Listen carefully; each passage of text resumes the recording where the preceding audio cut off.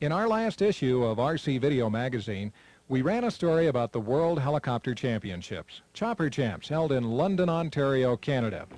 Since the appearance of that article, we've received numerous telephone calls and letters requesting information on how to get started flying helicopters.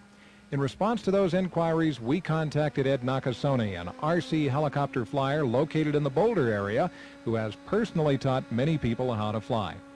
With his practical background of teaching people to fly, Ed immediately understood the complexities and frustrations of trying to learn how to fly a helicopter. Ed quickly agreed to help us produce this program, and we're very thankful for his help. We think the program will be an excellent guide for the beginning flyer.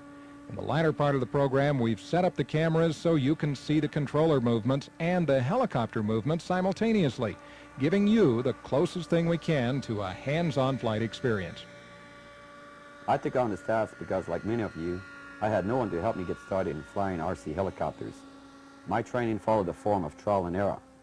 After a few years, I don't claim to be an expert, just your average flyer. And I am doing this simply because I want to promote the hobby. Remember, this feature is aimed towards people without someone to help them get started in flying RC helicopters. I will show you how to fly helicopters in 4 phases. Phase 1 featured this article consists of the basics: the setup, the low ground hover, and the ground effect hover. In Phase 2, the hovering exercise, we will practice the horizontal 8, nose pointed away from you, the horizontal 8, nose pointed in the direction of flight, and the hover around in a small circle.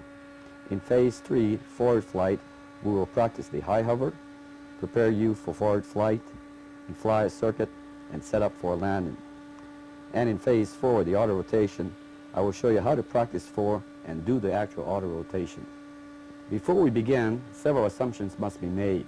1, we assume that you are familiar with the RC engine, RC radio system, and its equipment. 2nd, your chopper was set up per manufacturer's specification. For Phase 1, you need to select a site that has an asphalt or concrete surface. The winds must be calm, and by all means, clear any onlookers away for safety. After watching the program, if you have any questions, contact us by dropping a line to RC Video Magazine.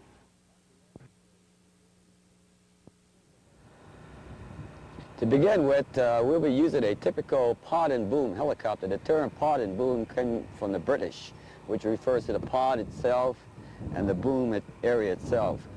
We've connected some dowel sticks and some waffle balls to help in the beginning process and configured it into a tic-tac-toe configuration here. What we're going to do is check the controls of the helicopter. Therefore, I recommend that you ensure that everything is built per the manufacturer's instruction here.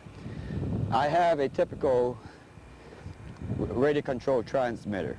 On my right stick, I have my right and my left control, as well as my fore and the aft. And my left control is my pitch and throttle, max pitch, back throttle. Low is low stick, low pitch, low throttle, and my rudder, left rudder and my right rudder. As you note, we've modified the radio so we can show you on the videotape how this controls are moving. Likewise, we modified this radio so we can get it out. Excuse me. Now at this time we need to check out if everything is set per the manufacturer's setup here. So we'll turn the transmitter on and turn the receiver on. At this time we want to do some control checks by referring to the swash plate itself. As I turn right, note that the swash plate goes right, left, swash plate goes left, fore, and aft. At this point I'm checking out my pitch to ensure I have increased pitch and decreased pitch. Everything checks out there. Now we'll check the tail rotor. I'll turn the helicopter so you can view this.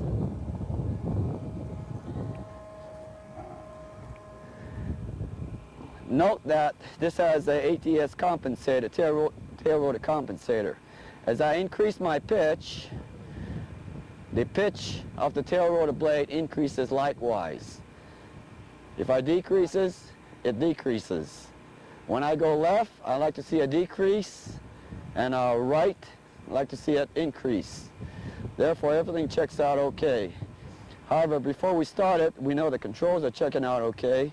We need to do some range check on the radio as any other typical RC. I'll be plugging myself off at this time to do the range.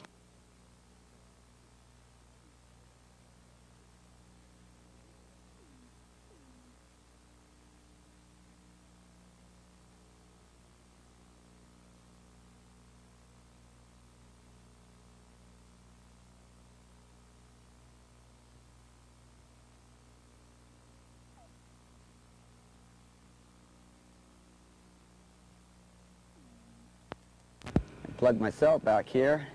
Now that the control checks out good, we're ready to start the helicopter.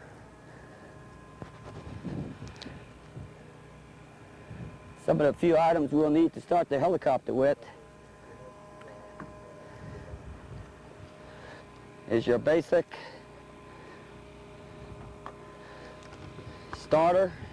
In this case, I have an extension for the starter here, so we can start it from this cone here, and my glow plug and my glow plug power panel. Before we start it, however, let me turn off the radio, ensure that we have everything going. We want to ensure, first off,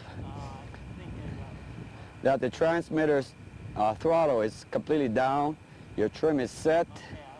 If you have any high idle, ensure that is off. And if you have any invert control, I'd recommend not using it at this time. So we have that all set off. We know the equipment is checked out. We'll turn on our receiver, do a quick check again. Everything looks good. We'll plug her on up, set our glow plug power on, and we know that everything is set. Let's start her up here.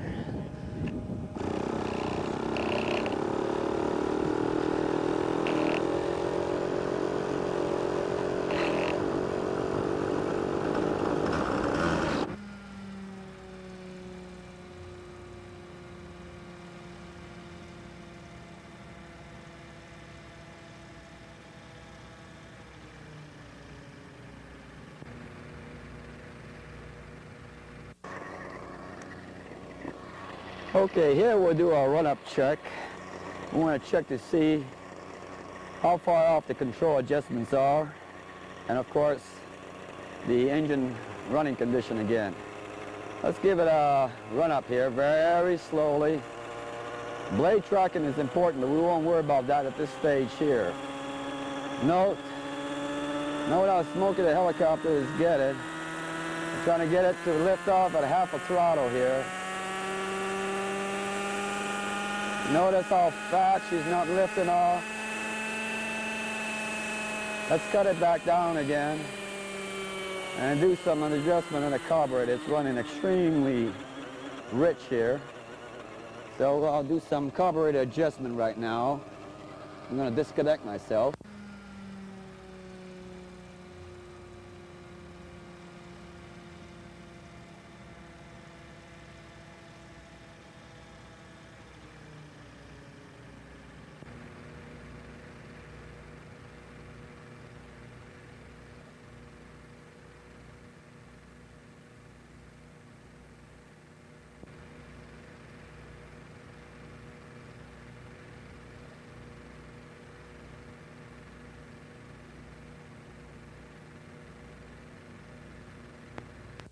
Well, I'm back again, and now that I've done some carburetor adjustment by leaning it out, the attempt here, gradually let's increase the throttle, try to get it light-footed at a half a throttle.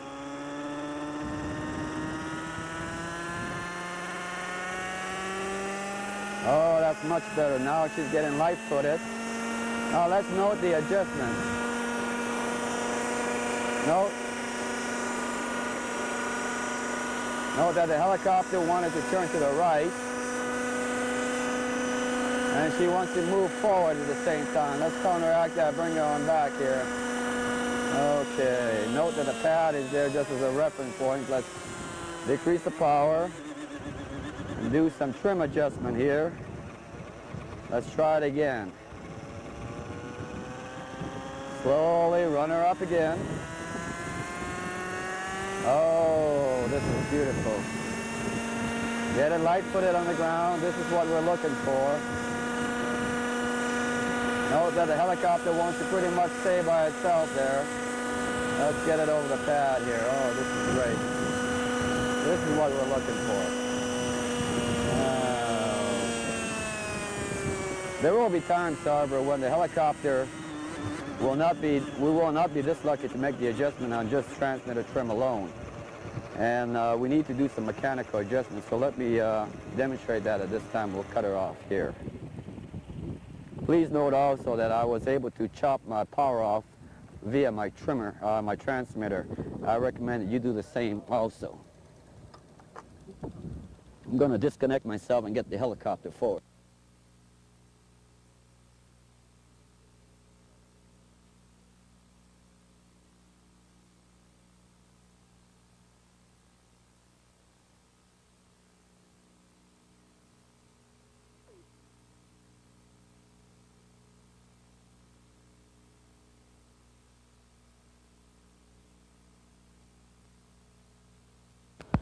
Okay, I'm back again. As I indicated to you, my trim adjustment was just about perfect here. You do some left, correct, let me turn my transmitter on. Do some left and right controls. If you do run out of controls, do your mechanical setup on your aileron or your swash plate here. The thing I want to point out to you is on the tail rotor. As you noticed, if you run out of tail rotor control, say in this case to the right, note which way the right control goes. What we're attempting to do here is to ensure that your bar, your control bar, is parallel to the back of your case here. So you don't want to disrupt this particular control surface movement. Therefore, you must make the adjustment via this point to either increase or decrease the pitch. In this case, please note, we need to bring our pitch or increase the pitch, so we must bring it out just a tad bit here. And that's how you set up your mechanical tail adjustment.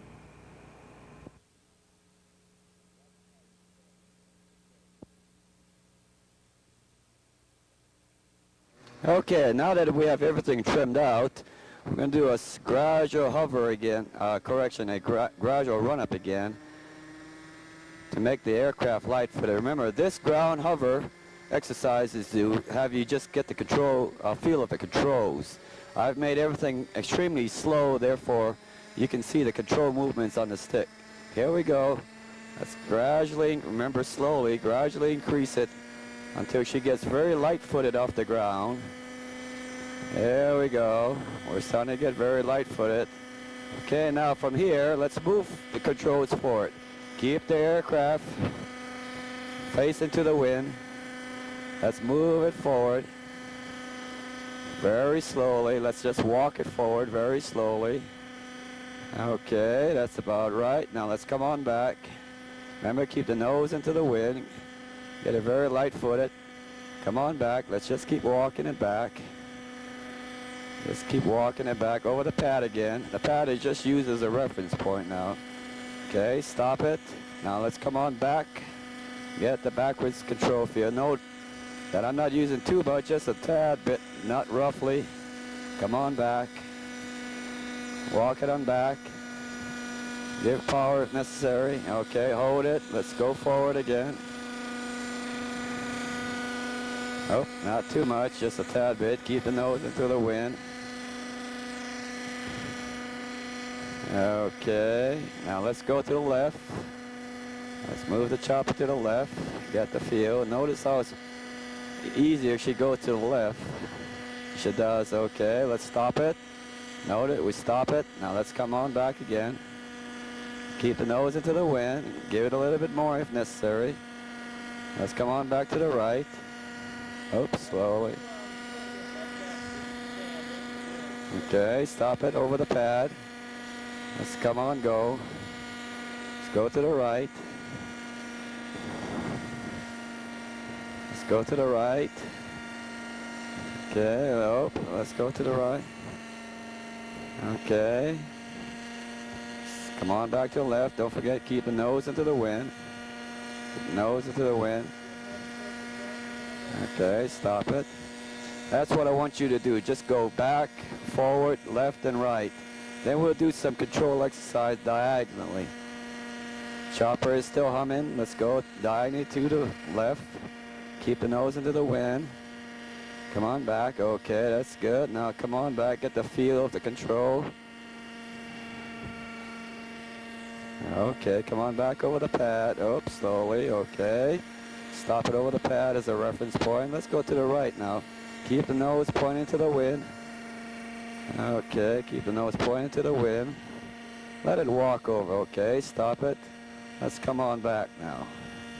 Come on back over our reference point. Keep the nose into the wind very slowly. There you go. Okay, stop it. Now that you've done that, I want you to continue working on those exercises until you feel comfortable with the control. Next, we're going to do some very low hover work over this pad. Okay, get it going up. Your attempt, okay, very light-footed over the ground. Try to keep it over the pad or some reference point, very low. Get the feel of the control, nose into the wind. Get the feel. Notice how she's just hovering slightly over the ground. Get the feel. You're going to bounce around, don't worry about that. Notice my control sticks is moving very slightly. Let's get the feel. Let the helicopter just hover lightly over the ground. And we're going to work, once you get the feel of this control here, take a rest if necessary. Now, don't forget that. And we'll look at that. She's floating around. Get it going. Okay, yep, there you go. Nose into the wind again. Very slight movements, not too much. Okay, once you feel comfortable, we just try to hold it steady over the pad there. The next exercise we're going to get into is the ground effect hover. The ground effect hover is always a ground effect whereby the helicopter's control surfaces are much more responsive, just like you are right now. In other words, it's stronger. Everything, the prop wash will get onto the ground and go right back to the aircraft. Therefore, you must fly this aircraft continuously. Okay, let's take a little breather here. Now that you've done that, again, just as a reminder, I want you to continue this exercise going forward, back, left, right, diagonally back, and do the low hover until you feel comfortable. Once you get comfortable, what we want to do is get up to a 2 to 3 feet hover. That's the ground effect hover. No matter what you do, you'll continuously go into this hover effect as you try practicing. So let's try to get an attempt here. We'll try to get you and to hold a 5-foot circle hover. So let's give it a power again, gradually. Don't forget that now. Gradually give it power. Let it get up there. Get up and then nose into the wind. Okay, remember you've practiced your low control. Get it up into a hover there. There you go. Okay, keep it into a hover. Note my control movements. I'm not moving it too much. Don't get it running away too much. Okay, the attempt here, notice I'm just deliberately running it away. Okay, the attempt here is try to hold it into a ground hover over that ground reference point, just as you see it right now. She's going to bounce around. Don't forget, you have some slight winds. Very soft control movements.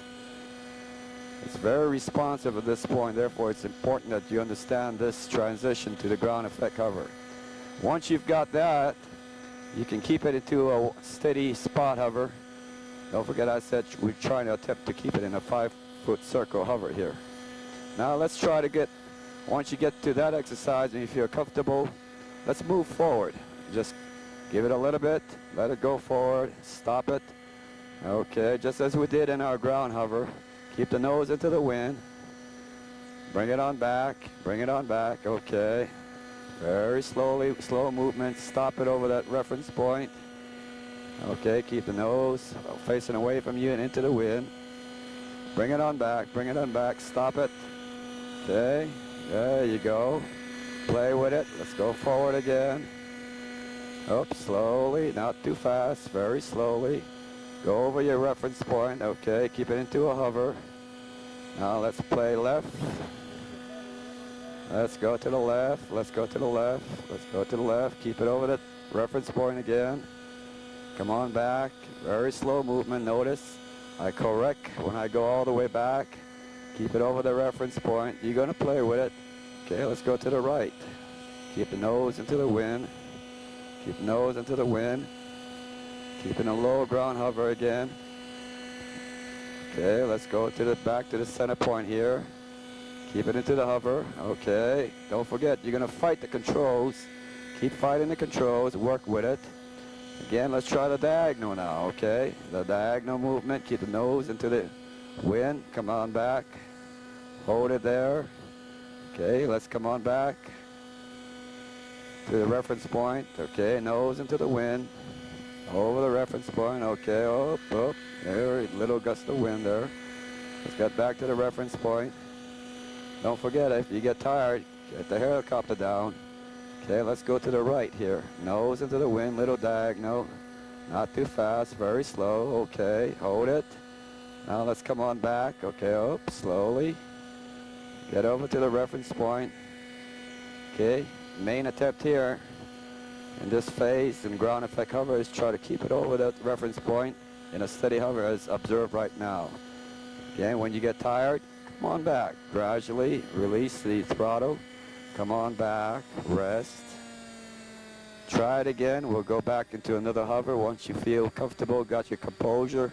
Let's get back into the ground effect hover again. Very slowly. Okay, note the controls. Here, remember, we've trimmed out. Everything is working good. Okay, and don't forget, she'll dance around. The wind will catch it once in a while if you have a little bit of a wind. Keep it into a ground hover. Okay, don't forget, keep the nose pointed to the wind.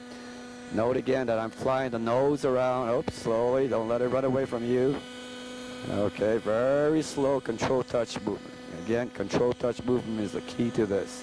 Keep it in a slight hover. Okay. Feel comfortable, keep doing this. This is the main objective of this exercise. Until next time, keep up flying, and don't forget, break a blade.